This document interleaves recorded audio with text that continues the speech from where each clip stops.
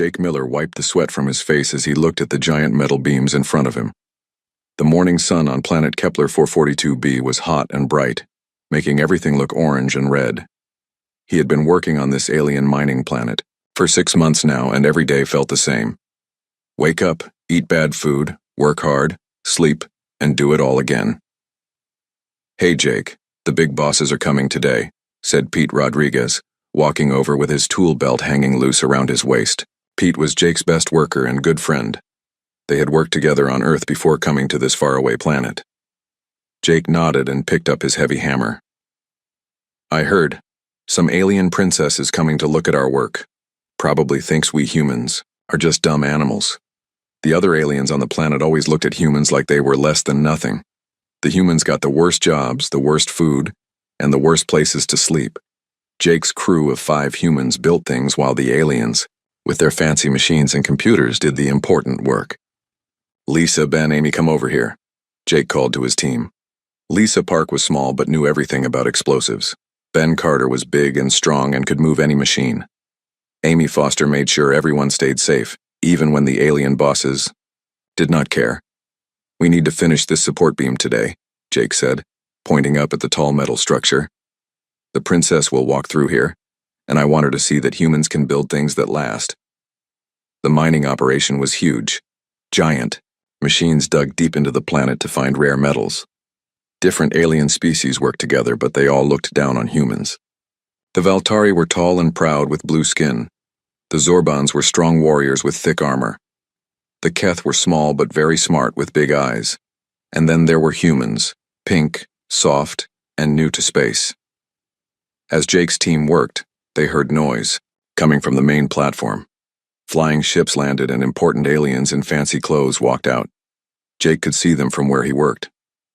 In the middle of the group was a female Valtari who stood taller than the others. Her skin was bright blue and she wore white and gold clothes that showed she was very important. "That must be the princess," Amy said, stopping her work to look. "Princess." Zara walked with the alien supervisors as they showed her around. She asked questions and looked at everything carefully. Jake noticed that she seemed different from other important aliens. She actually listened when people talked to her. The tour group moved closer to where Jake's team was working. Jake could hear the supervisors talking in the common space language that all species used. "The humans do simple construction work," said mining supervisor Gex, a large Zorban with gray skin. "They are good for basic labor but nothing more complex." Jake felt anger rise in his chest, but he kept working. His hammer hit the metal beam hard, making a loud ringing sound. Princess Zara stopped walking and looked up at Jake's work. "What are they building?" she asked. "Support structures for the new mining shaft," Gex said, sounding bored. "Human work is slow but cheap." Jake wanted to say something, but he knew better. Humans who talked back to alien supervisors lost their jobs and got sent back to Earth with nothing. The princess watched Jake work for a moment. Their eyes met across the distance, and Jake felt something strange. She did not look at him like he was an animal. She looked at him like he was a person. Then, everything went wrong. A loud alarm started screaming across the mining platform. Red lights flashed everywhere. The ground started to shake under their feet. "Structural failure in mining shaft 7, a voice said over the speakers. "All workers evacuate immediately." Jake looked toward the main mining shaft and saw black smoke coming out. People were running everywhere, aliens and humans both scared and confused. "The support beams are breaking," Ben shouted over the noise. "The whole thing is going to fall down." Jake saw alien supervisors talking quickly into their communication devices. They were trying to figure out what to do, but they were moving too slow. Every second they waited, more people could die down in the shaft. "Pete, get the emergency gear," Jake said, running toward the smoking shaft entrance. "Lisa, bring your cutting tools. Ben, Amy, come on." "Jake, what are you doing?" Amy asked, following him. "There are people trapped down there," Jake said. "We have to help them." "But the aliens said to evacuate," Pete said. "The aliens are still talking," Jake replied. "People are dying while they talk." Jake's team ran toward the dangerous mining shaft while everyone else ran away. The alien supervisors were still standing in a group, arguing about safety rules and proper evacuation steps. Jake could see Princess Zara with them, looking worried. At the shaft entrance, Jake could hear voices calling for help from deep underground. The main elevator was broken, and smoke made it hard to see. There, Lisa pointed to a maintenance ladder that went down into the dark shaft. We can use that. It is too dangerous, said a Valtari engineer who was standing nearby. The structure could collapse at any moment. Jake looked at the alien engineer, then at the dark shaft where people were trapped. Then we better move fast. He started climbing down the ladder into the smoke and darkness. His team followed him without question. Behind them, Jake could hear Princess Zara arguing with the supervisors, her voice getting louder and more angry. Down. In the shaft, Jake found 12 workers trapped under fallen metal beams. 3 were Valtari, 4 were Zorban, 2 were Keth, and 3 were human. They were all scared and some were hurt. We are going to get you out, Jake told them, already working to move the heavy metal. His team spread out, each person doing what they did best. For the next 6 hours, Jake's small human crew worked in the dangerous, unstable mining shaft. They used simple tools, strong backs, and smart thinking to free the trapped workers one by one. The alien supervisors sent down robots and tried computer solutions, but Jake's team got there first and worked faster. When the last trapped worker reached the surface, Jake was covered in dirt and blood. His hands were cut from sharp metal, and his body hurt everywhere. But all 47 trapped workers were alive and safe. Princess Zara was waiting at the top of the shaft. When Jake climbed out last, refusing to leave until everyone else was safe, she stepped forward. "You saved my cousin," she said quietly. Lord Commander Thex was one of the Valtari workers trapped down there. Jake looked at her, surprised. He had not known that one of the people he saved was related to the princess.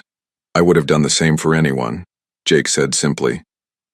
Princess Zara stared at him for a long moment. Around them, the alien supervisors were talking about how unusual it was for humans to risk their lives for other species. But the princess was not listening to them. She was looking at Jake like she was seeing something new and unexpected. "What is your name?" she asked. "Jake Miller, Your Highness," he said. "Jake Miller," she repeated slowly. "I will remember that name." As the medical teams took care of the injured workers, Jake noticed that Princess Zara stayed to help instead of leaving with the other important aliens. She worked alongside the doctors and nurses, not caring that her expensive clothes got dirty. That night, as Jake's team rested in their simple quarters, Pete asked, "Do you think saving those aliens will change anything for us humans?" Jake looked out the small window at the alien city lights in the distance. "Probably not," he said. But it was the right thing to do. He did not know that Princess Zara was at that moment writing a long report to her father about the primitive humans who had risked everything to save lives while the advanced aliens had stood around talking about rules and safety procedures. Jake Miller was just a human laborer, but today he had done something that would change everything. 3 days after the mining accident, Jake was surprised to see Princess Zara walking toward his worksite again. This time she came alone, without the group of important aliens and guards. "Jake Miller," she said, using his full name like she had been practicing it. Jake put down his tools and wiped his hands on his work clothes. "Princess, I did not expect to see you again. I asked to stay longer to study the mining operation," she said. "I want to understand how you humans work." Pete Rodriguez looked up from where he was welding metal pieces together. "Ma'am, we just build things. Nothing special about it." Princess Zara walked closer to examine their work. "But your construction methods are different from what other species use. Your accident rates have dropped by 70% since you started working here." Jake felt confused. "How do you know that?" "I read all the safety reports," the princess said. "Before your team arrived, there were many accidents every week. Now there are almost none, and the work gets done 3 times faster." Amy Foster smiled, proudly.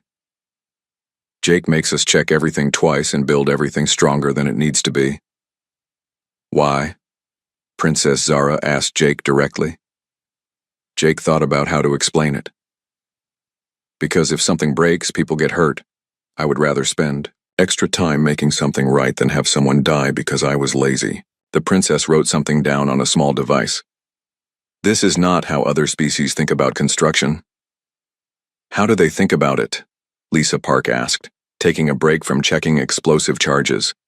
"They use computers to calculate the exact minimum strength needed," Princess Zara explained. They build things just strong enough to work, but no stronger. It saves money and time. Ben Carter laughed. That sounds stupid. What happens when something unexpected happens? Things break, the princess said quietly. Like 3 days ago. Over the next week, Princess Zara came to Jake's worksite every day. She asked many questions and even asked to try using human tools. Jake showed her how to use a hammer, and she was surprised by how much skill it took to hit the nail straight. Your species does everything by hand and eye, she said, struggling to hammer a nail into a piece of wood. Other species use machines and computers for this. Machines break, Jake said. Computers make mistakes. But if you know how to do something with your hands, you can always do it. Princess Zara finally got the nail into the wood after many tries. She looked proud of herself, even though it was a simple task. In my empire, important people never do physical work, she said. We are taught that using your hands for labor is beneath us. Jake felt uncomfortable. I am sorry if working with us makes you look bad. It does not make me look bad, she said firmly. It makes me think differently. That afternoon, Jake was teaching Princess Zara how to read building plans when alarms started going off again. But these were different alarms, not emergency alarms, but warning alarms. Ships appeared in the sky above the mining planet. They were big black warships with red markings. Jake had never seen ships like these before.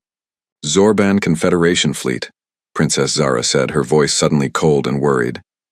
They should not be here. Mining Supervisor Gex's voice came over the speakers. All workers report to emergency stations. Unknown fleet is demanding landing. Permission. Jake watched the black ship circle overhead. Are we in danger? Princess Zara looked scared for the first time since Jake had met her. I think they are here for me. One of the large ships landed on the main platform, and Jake could see alien soldiers marching out. They wore heavy black armor and carried big weapons. At the front of the group was an alien that was taller and more frightening than the others. Prince Krell, Princess Zara said quietly. Who is Prince Krell? Pete asked. Princess Zara looked down at the ground. My future husband. Our marriage was arranged to make peace between our empires. Jake felt something strange and angry rise up in his chest. You do not want to marry him? What I want does not matter, she said sadly. I am a princess. My duty is to my people. Prince Krell and his soldiers marched toward them. When he got close, Jake could see that he was bigger than any alien he had met before. His armor was covered in spikes and weapons, and his face looked mean and cruel. Zara, Prince Krell said in a deep, angry voice. You were supposed to return, home days ago. Instead, I find you playing in the dirt with these primitive creatures. Princess Zara stood up straight and spoke in a firm voice. I am studying human construction methods. They have improved safety and efficiency on this mining operation. Prince Krell looked at Jake and his team like they were insects. Humans are barely intelligent. They use crude tools and simple methods because they are too stupid for real technology. Jake felt his anger growing, but he knew better than to say anything. Humans who argued with alien princes disappeared forever. Their methods work, Princess, Zara said. Perhaps there is value in simplicity. Prince Krell grabbed Princess Zara's arm roughly. You will come with me now. This foolishness ends today. Let go of her, Jake said before he could stop himself. Everyone went quiet. Prince Krell turned to look at Jake with surprise and anger. What did you say, human? Jake's team moved closer to him, ready to fight even though they had no chance against armed soldiers. Princess Zara looked scared but also something else. Hopeful. I said let go of her, Jake repeated, stepping forward. She does not want to go with you. Prince Krell laughed, but it was not a happy sound. A human laborer thinks he can tell me what to do. You forget your place, creature. My place is standing up for people who need help, Jake said, even if those people are alien princesses. Prince Krell pulled out a weapon and pointed it at Jake. I could kill you right now and no one would care. I would care, Princess Zara said loudly. Jake Miller is worth 10 of your soldiers. He has saved more lives in 1 week than you have in your entire military career. Prince Krell looked shocked that Princess Zara was defending a human. You have been corrupted by these primitives. We leave immediately. No, Princess Zara said, pulling her arm free. I have 3 more days of approved study time. I will use them. Prince Krell's face turned dark with anger. You choose these animals over your own kind? I choose what is right over what is easy, she replied. Prince Krell and his soldiers left. But Jake could see that this was not over. The prince looked back at Jake with hate in his eyes. That night, Princess Zara came to find Jake as he was, finishing his work. You should not have done that, she said. Probably not, Jake agreed. But I could not watch him hurt you. Prince Krell is dangerous. He will not forget what happened today. Jake put down his tools and looked at her. Are you really going to marry him? Princess Zara was quiet for a long time. My father arranged the marriage to prevent a war between our peoples. If I refuse, thousands will die. But you would be miserable, Jake said. What I feel does not matter, she said again. Jake moved closer to her. It matters to me. Princess Zara looked up at him with surprise. Why? Jake realized he was about to say something that could get him killed, but he said it anyway. Because I care about you. Princess stared at him for a long moment. Jake, I am an alien princess. You are a human laborer. We are from different worlds, different species, different social classes. I know, Jake said. But when I look at you, I do not see an alien princess. I see someone who is kind and smart and cares about doing the right thing. I see someone worth fighting for. Princess Zara stepped closer to him. My people would never accept a relationship between us. Your people probably would not either. Then maybe both our peoples are wrong about some things, Jake said. For just a moment, Princess Zara smiled. It was the first real smile Jake had seen from her. You are either very brave or very foolish, Jake Miller. Probably both, he said, smiling back. Their moment was interrupted by emergency alarms. Jake looked up and saw that Prince Krell's ships were moving into attack positions around the planet. Mining Supervisor Gex's voice came over the speakers again. All personnel to emergency stations. The Zorban fleet is claiming mining rights violations and demanding immediate evacuation of all Valtari personnel. Princess Zara looked worried. He is using military force to make me leave. Jake looked at the black ships surrounding the planet. Can they do that? They can if no one stops them, she said. Jake thought about the situation. The aliens would use their advanced computers and weapons to solve this problem. But maybe there was another way, a human way. Princess, how long would it take for help to arrive if you called for it? 3 days minimum, she said. Then we need to hold them off for 3 days, Jake said. Princess Zara looked at him like he was crazy. Jake, they have warships, we have mining equipment. Jake smiled. Princess, you have been learning about human methods for a week now. The first lesson is that sometimes the simple solution is the best solution. What are you thinking? Jake looked up at the enemy ships, then at the asteroid field around the planet. I am thinking that Prince Krell's fancy computers are not going to be able to calculate everything we can do with some explosive charges and a few big rocks. Princess Zara stared at him for a moment, then started to smile. You want to fight warships with mining equipment? I want to fight warships with human stubbornness, Jake said. Are you willing to help? Princess Zara looked at the enemy ships, then back at Jake. My father. Jake stood on the observation deck looking at the asteroid field that surrounded the mining planet. His mind was working fast, thinking about how to turn space rocks into weapons against Prince Krell's warships. Lisa, how much explosive do we have? He asked. Lisa Park checked her inventory list. About 200 charges for mining operations, not much against warships. We do not need to destroy the ships, Jake said. We just need to make Prince Krell think twice about attacking. Princess Zara stood beside him, still wearing her royal clothes but now also wearing a human work helmet. What is your plan? Jake pointed at the largest asteroids floating near the planet. Those rocks are big enough to damage a warship if they hit at the right speed and angle, but the enemy computers can track and destroy any asteroids we push toward them. So how do we make it work? Ben Carter asked. We create chaos, Jake said with a smile. Human chaos. The kind that computers cannot predict or calculate. For the next 18 hours, Jake's team worked harder than they had ever worked before. They used mining equipment to attach explosive charges to dozens of asteroids. But instead of aiming the rocks directly at the enemy ships, they aimed them in random directions at different speeds. Princess Zara learned to operate human mining machines, getting her expensive clothes dirty and her hands cut by rough metal. She worked as hard as any human, refusing to take breaks even when Jake told her to rest.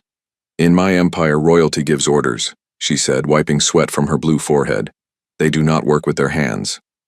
"Do you like giving orders better than doing the work yourself?" Amy asked. Princess Zara thought about it while she helped move a heavy piece of equipment. "I thought I did, but there is something satisfying about building something yourself." Pete Rodriguez laughed. "Wait until you have been doing it for 20 years. Then see if you still think it is satisfying." "I might not have 20 years," Princess Zara said quietly. Jake looked at her. "What do you mean?" "My father sent a message today. The Galactic Council is demanding that I return home immediately. They say my association with humans is causing political problems." Jake felt cold inside. "When do you have to leave?" "Tomorrow," she said. "If I do not go willingly, they will send ships to get me." Jake stopped working. "Then we better make tonight count." That evening, Prince Krell's fleet moved into attack position. His voice came over the communication system to the entire mining colony. "Attention, mining colony. You have harbored a Valtari princess in violation of diplomatic protocols. Surrender Princess Zara immediately, or we will take her by force." Jake activated the colony's response system. "This is Jake Miller. Princess Zara is here as an official diplomatic observer. You have no right to demand anything." Prince Krell's laughter came through the speakers. "A human laborer thinks he can negotiate with me? You have no authority here, creature." "Maybe not," Jake said. "But I have something you do not have." "And what is that?" "Friends," Jake replied. All around the mining colony, lights started turning on. Workers from every species came out of their quarters and workstations. The Valtari engineers that Jake had saved from the mining accident. The Zorban mechanics who Jake's team had helped when their equipment broke down. The Keth scientists who Jake had shared human food with when their supplies ran low. "The human Jake Miller has earned the respect of this colony," said Lord Commander Thex, Princess Zara's cousin. "Any attack on him or Princess Zara is an attack on all of us." Prince Krell's ships powered up their weapons. "Then you will all suffer for protecting primitives." "Now would be good," Jake said quietly to his team. Lisa Park pressed the detonator button. The asteroid field around the planet suddenly exploded into motion. Dozens of space rocks started flying in every direction at different speeds. Some moved fast, some moved slow. Some spun while they moved. Others tumbled end over end. Prince Krell's ships immediately started shooting at the asteroids, their computer systems calculating which rocks were dangerous.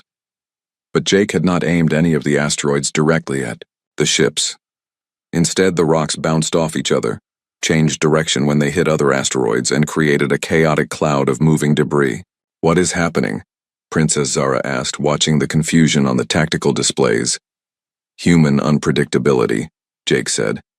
"Their computers can calculate the path of one asteroid, or even 10 asteroids. But when you have 50 asteroids, all bouncing off each other in random ways, their computers cannot keep up. The enemy ships found themselves surrounded by flying rocks that kept changing direction. Every time they moved to avoid one asteroid, 2 more came at them from different angles." "This is impossible," came Prince Krell's angry voice over the radio.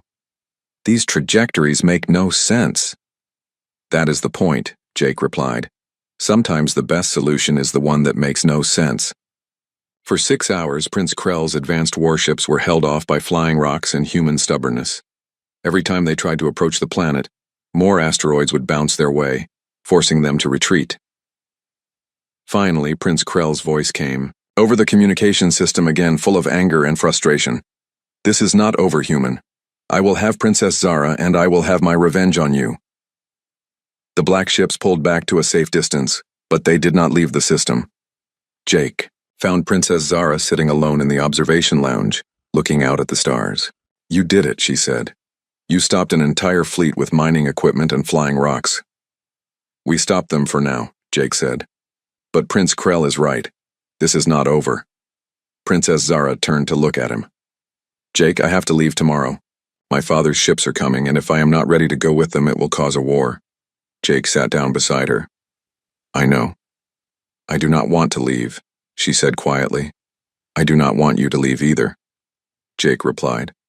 They sat in silence for a while, both knowing that tomorrow would change everything. Jake, in my empire, marriages are arranged for political reasons. Love is not considered important. That sounds lonely, Jake said. It is, she agreed. Until I met you, I thought that was just how life worked. I thought duty was more important than happiness. Jake took her hand in his. Her blue skin felt warm and soft. What do you think now? Now I think that a life without love is not really a life at all, she said. I think that any civilization that puts politics before the happiness of its people is the truly primitive one. Princess Zara, Jake said carefully, what if you did not have to choose between duty and happiness? What do you mean? Jake turned to face her completely. What if there was a way to change the rules? What if instead of accepting that things have to be the way they have always been, we made them better? Princess Zara looked confused. I do not understand. You said that your people judge worth by birth and species instead of by character. But what if they could be shown a different way? Jake, my people have believed the same things for thousands of years. You cannot change an entire civilization. Jake smiled. Maybe not, but maybe we can start small. Maybe we can show them that a human laborer and an alien princess can work together as equals. Maybe we can prove that love and respect are stronger than rules and traditions. Princess Zara stared at him. You want to fight my entire empire? I want to change your entire empire, Jake said. One person at a time, starting with your father. Jake, you could be killed for even suggesting such a thing. I could be killed for a lot of things I have done this week, Jake said. But I would rather die fighting for something important than live accepting something wrong. Princess Zara was quiet for a long moment. Then she smiled, and Jake saw something new in her eyes. Hope. You know what the truly amazing thing is? She said. What? 3 days ago I thought humans were primitive and simple. Now I think you might be the most advanced species in the galaxy. Why? Because you are the only species I have met that believes things can get better, she said. Everyone else just accepts that things are the way they are, and always will. Jake squeezed her hand. So what do you say? Are you willing to help me try to change the galaxy? Princess Zara squeezed back. I think my father is going to be very surprised when I get home. Good, Jake said. I like surprising people. Outside the window, Prince Krell's ships waited in the darkness, but for the first time since Jake had met her, Princess Zara did not look afraid. Jake? Yes? When this is all over, will you teach me more about human construction methods? Jake laughed. Princess, I will teach you everything I know. Even how to use that hammer properly. Especially how to use the hammer properly, Jake said. After all, if we are going to rebuild the galaxy, we are going to need good tools. Princess Zara laughed too, and the sound was the most beautiful thing Jake had ever heard. Tomorrow would bring new challenges, but tonight they had hope, and sometimes hope was the strongest foundation of all. The next morning came too quickly. Jake woke up to see huge Valtari ships appearing in the sky above the mining planet. These ships were different from Prince Krell's black warships. They were white and gold, beautiful, but also clearly powerful. Princess Zara was already awake, standing by the window in her quarters. She had put on her formal royal clothes again, white and gold to match the ships. Your father? Jake asked. Emperor Valdris himself, she said quietly. He only comes personally when something is very important or very wrong. Jake felt nervous. Meeting an alien princess was one thing. Meeting an alien emperor who could have him killed with one word was something completely different. What will you tell him? Jake asked. Princess Zara turned to look at him. The truth. That I have learned more about leadership in 1 week with humans than in 20 years of royal training.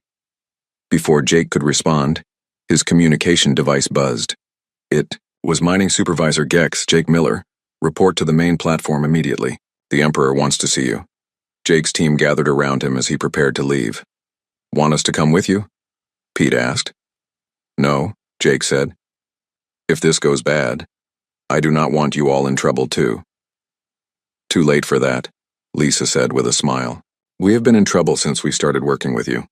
Amy Foster handed Jake a small device. This is a recorder.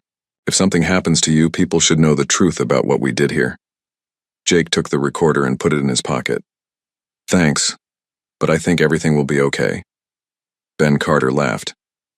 Jake, you are about to meet an alien emperor who is angry that his daughter likes you. How is that going to be okay? Because, Jake said, we are going to show him what humans are really like. The main platform was crowded with important aliens in fancy clothes. Jake felt very small in his simple work clothes, but he walked with his head up. Princess Zara stood beside her father, looking nervous but determined. Emperor Valdris was the tallest Valtari Jake had ever seen. His blue skin was darker than his daughter's, and his clothes were covered in gold and jewels. When he looked at Jake, his eyes were cold and angry. So, the Emperor said in a deep voice, You are the human who thinks he can court my daughter. Jake stood straight and looked the Emperor in the eyes. Your Majesty, I am the human who helped save 47 lives, including your nephews. I am also the human who cares about your daughter's happiness. Angry whispers went through the crowd of aliens. No one spoke to the Emperor that way. Emperor Valdris stepped closer to Jake.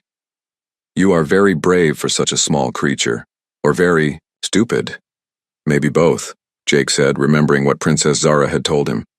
The Emperor almost smiled, but then his face became serious again. My daughter tells me that you have changed her thinking about humans. She says you have shown her new ways to solve problems. She learned those things herself, Jake said. I just gave her the chance to try. And now she refuses to marry Prince Krell, the Emperor continued. She says she would rather give up her royal position than marry someone she does not love. Jake looked at Princess Zara, who nodded slightly. She also says, the Emperor went on, that humans should be given full membership in the Galactic Federation, that your species has been unfairly judged. I believe that is true, Jake said. Emperor Valdris was quiet for a moment. Then he spoke, in a voice that everyone could hear. There is an old law among my people. When someone challenges the honor of the royal family, they can be made to prove their worth in single combat. Jake felt his stomach drop. Single combat? You fight Prince Krell, the Emperor said. If you win, humans get full Federation membership and my daughter is free to choose her own husband. If you lose, humans are banned from this sector of space, forever. Jake looked around at all the alien faces watching him. Some looked interested, some looked amused, and some looked like they thought he was crazy. What weapons do I get? Jake asked. Whatever weapons Prince Krell chooses to use, the Emperor said. Prince Krell stepped forward, smiling cruelly. I choose plasma rifles and full combat armor. Jake nodded slowly. He had never used a plasma rifle, and he certainly did not have combat armor.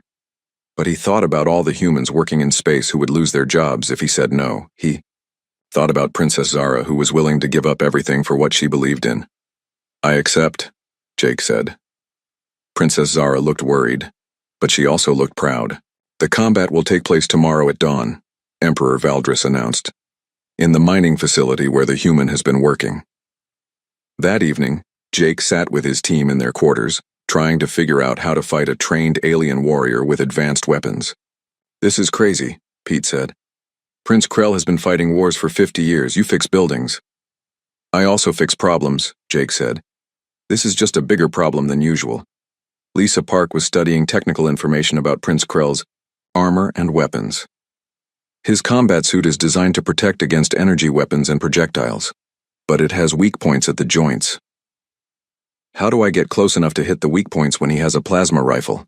Jake asked. Ben Carter was, looking at maps of the mining facility. You know this place better than anyone. Use that. Amy Foster nodded. The mining tunnels, the equipment, the layout. You built most of it yourself. That has to count for something.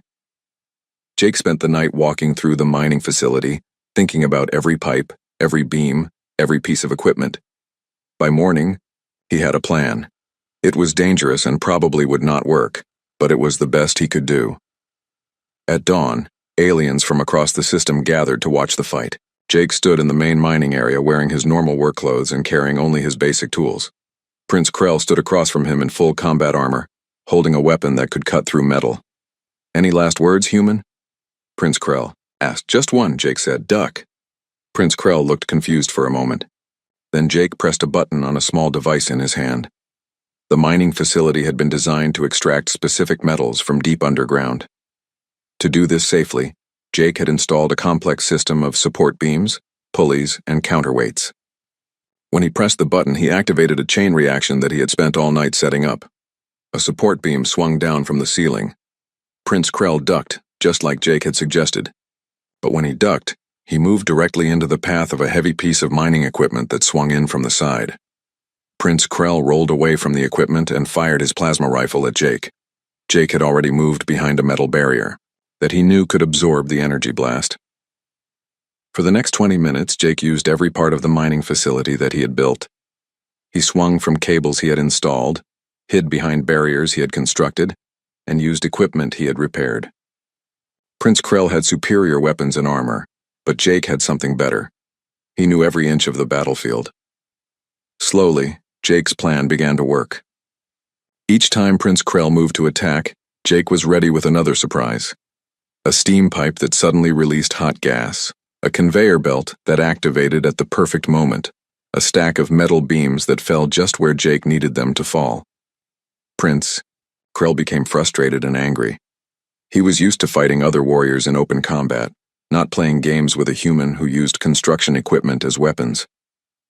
Finally, Jake managed to maneuver Prince Krell into position beneath a large piece of mining equipment. Jake had weakened the supports during the night, and now he pulled a cable that brought the heavy machine down. Prince Krell's armor saved his life, but the impact damaged his weapon and trapped his legs. He was defeated, but not seriously hurt. Jake stood over the fallen warrior, breathing hard and covered in dirt and sweat. "Do you yield?" Jake asked. Prince Krell looked up at him with surprise and anger, but also something that might have been respect. "How?" Prince Krell asked. "I have better weapons, better armor, better training." Jake helped Prince Krell sit up. "You have better equipment, but I had better motivation." "What motivation?" Jake looked over at Princess Zara, who was watching with tears of joy in her eyes. "Love," Jake said simply. "I was fighting for love." Emperor Valdris stepped forward.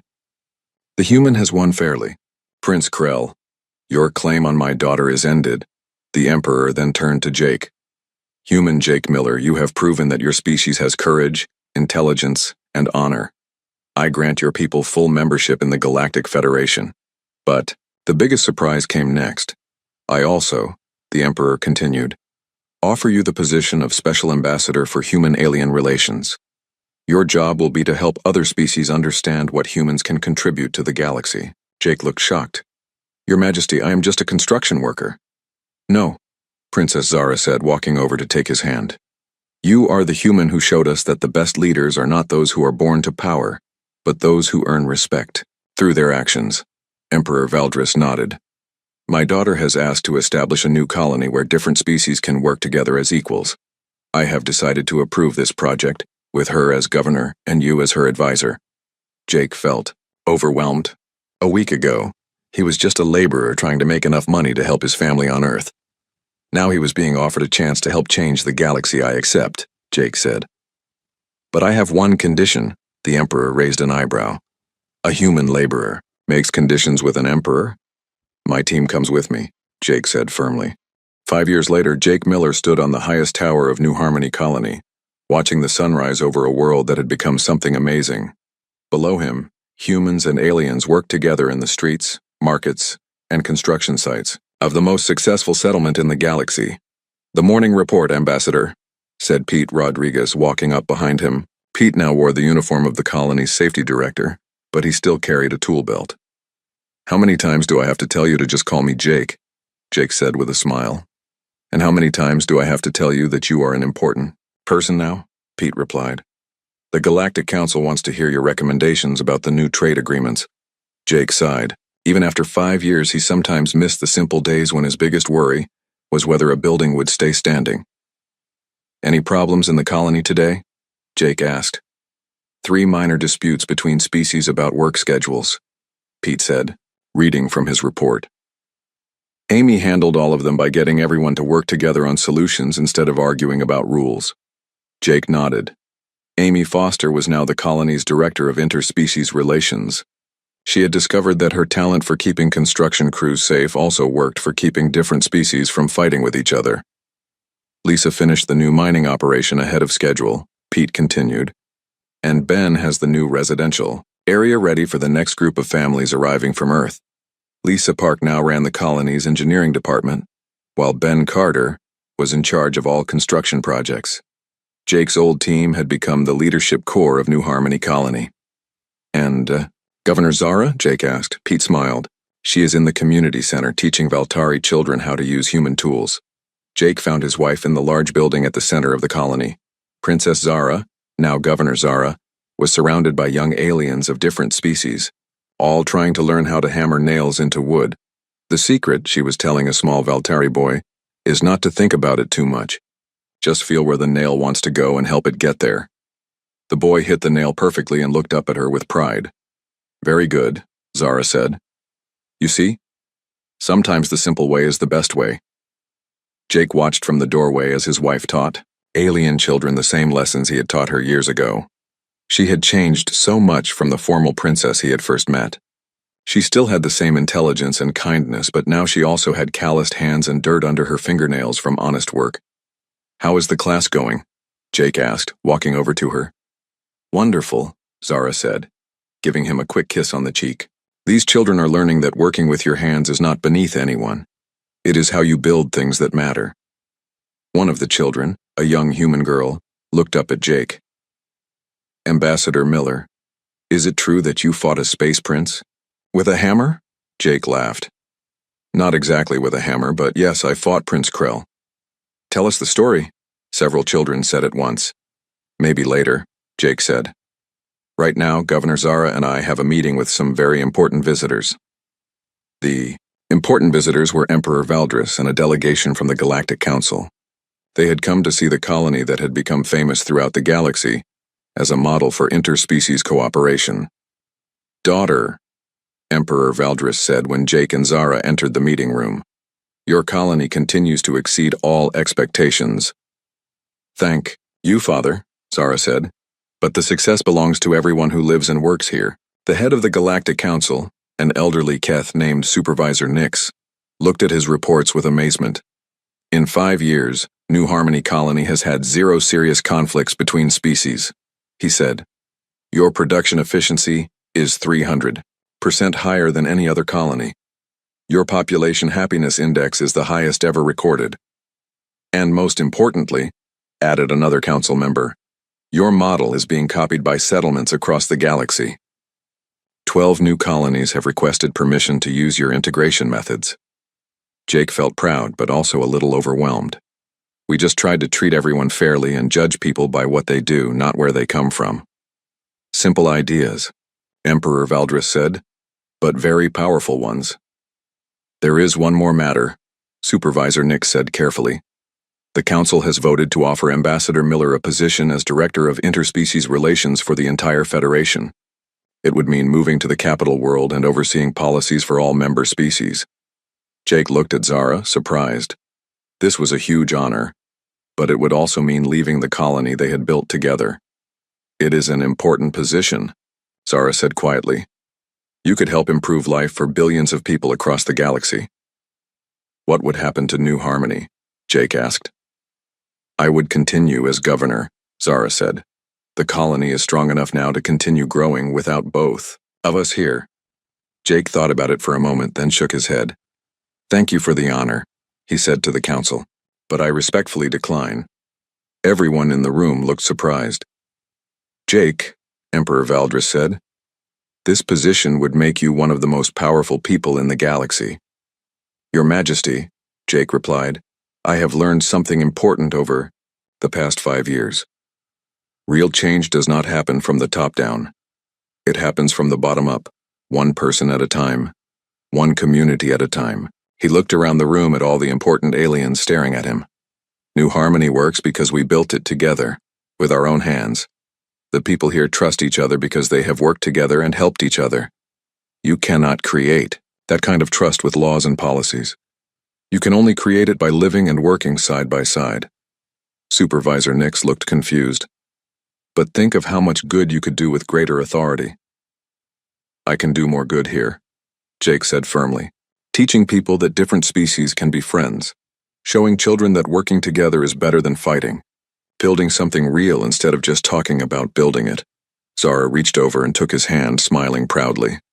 However, Jake continued, I would be happy to help train other ambassadors, people who can go to new colonies and teach them what we have learned here.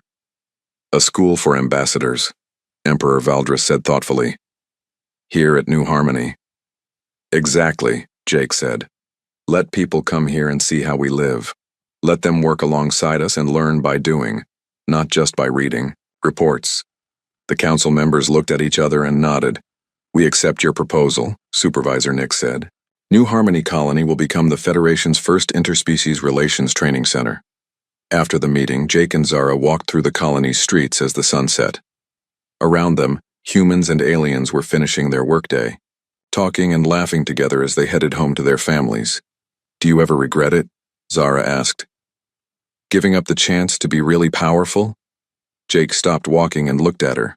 Zara, 5 years ago I was just a construction worker trying to make enough money to help my sick mother on Earth. Now I am married to the most amazing woman in the galaxy, and we have built something that is making the whole universe a better place. How could I regret any of that? Zara smiled and kissed him. I love you, Jake Miller. I love you too, Zara Miller, he replied. They walked home to their simple house, which Jake had built himself using human methods and alien materials. It was not fancy like a royal palace, but it was comfortable and strong, and it was theirs. That evening, they sat on their porch watching the 2 moons rise over New Harmony. In the distance, they could hear the sounds of the colony. Different species talking in different languages, children playing, machines working, and music from the community center where humans and aliens gathered every night to share stories and songs. Jake, Zara said, what do you think will happen next?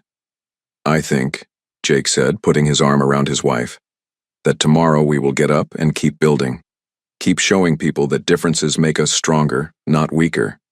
Keep proving that love and respect can overcome any barrier.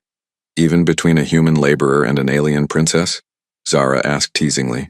Especially between a human laborer and an alien princess, Jake replied.